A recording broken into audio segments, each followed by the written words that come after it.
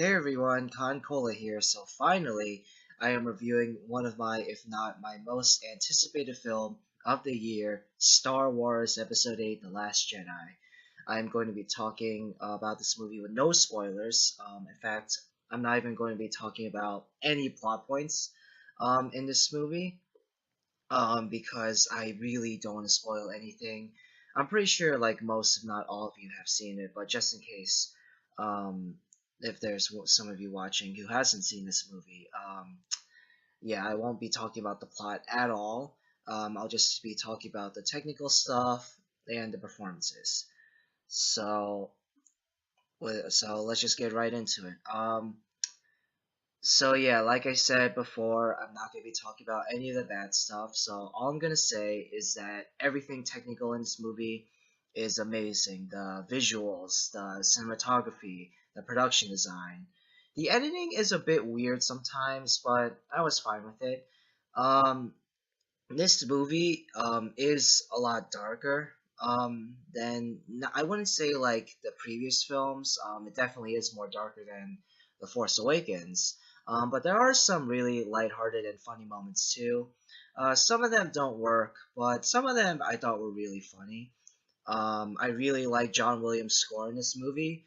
It is mostly just like using themes and certain tracks from all the previous films, but there is this one new track in this new movie that I really like called "The Spark."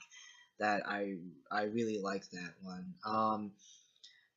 So in my previous video, in my thoughts on the Star Wars movies video, I mentioned when I was talking about The Force Awakens, I mentioned that I didn't really like Daisy Ridley's performance in that movie. I thought that she was much better in this movie. She was able to pull off each emotion really well, and her performance was a lot better in this movie. Everyone else is really good. That everyone else that was in the previous film, John Boyega as Finn, Oscar Isaac as Poe Dameron, Luke, Leia, Mark Hamill, Carrie Fisher, everyone that was in the previous film that was in this movie is really good. Unfortunately, just like in the previous movie, Snoke, General Hux, and Captain Phasma are barely in the movie, and they're not that impressive or really good characters either.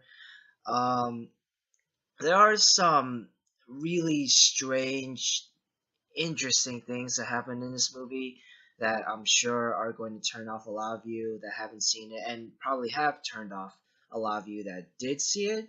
But I'll go more in depth into that in my spoiler review. Um, I can't really talk about I can't really talk about anything else without going into spoiler territory. So that's it for now. I'm sorry that this is a very short review, but I will have a much longer video coming up about all about Last Jedi, completely in depth with spoilers coming up soon. But for now, that will be it. And yeah, so here's my rating.